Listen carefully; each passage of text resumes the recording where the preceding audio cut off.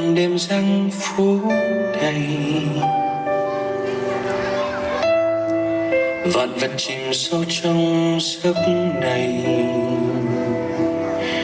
Thế giới con người sống trong tội đây. Kia lời truyền của Đức Chúa Trời, có sao mai phương đông sáng ngời, tỏa sáng khắp nơi, dẫn lối cho ai tìm về với Chúa. Bồng chúng có muôn vàn thiên thần hợp dương tôn vinh ngợi ca,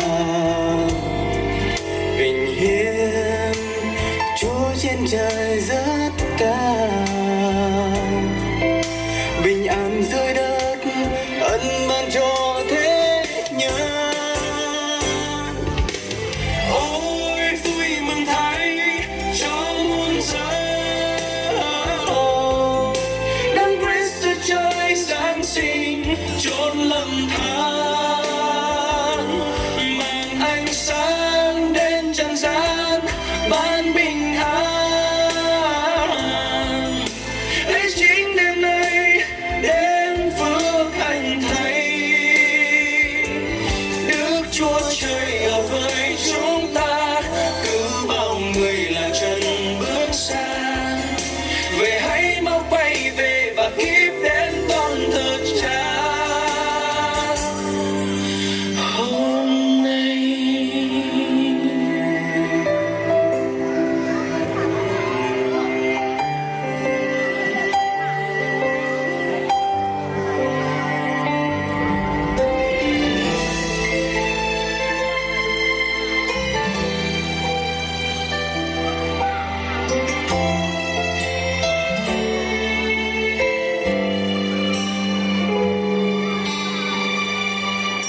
Bồng chúng có muôn vàn thiên thần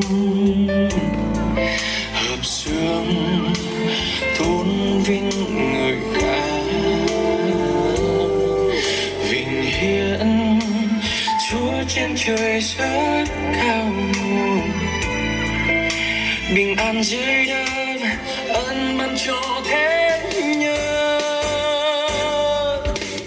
Ôi vui mừng thay cho muôn dân, Đấng Christ Chúa Trời giáng sinh chốn lầm than, mang ánh sáng đến trần gian, ban bình an. Ấy chính đêm nay đêm phước hạnh thay, Đức Chúa Trời ở với chúng ta, cứ bao người là chân bước xa.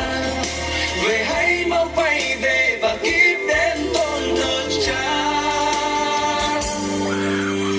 Ôi vui mừng thay cho muôn dân, Đấng Christ Chúa Trời giáng sinh chốn lầm than.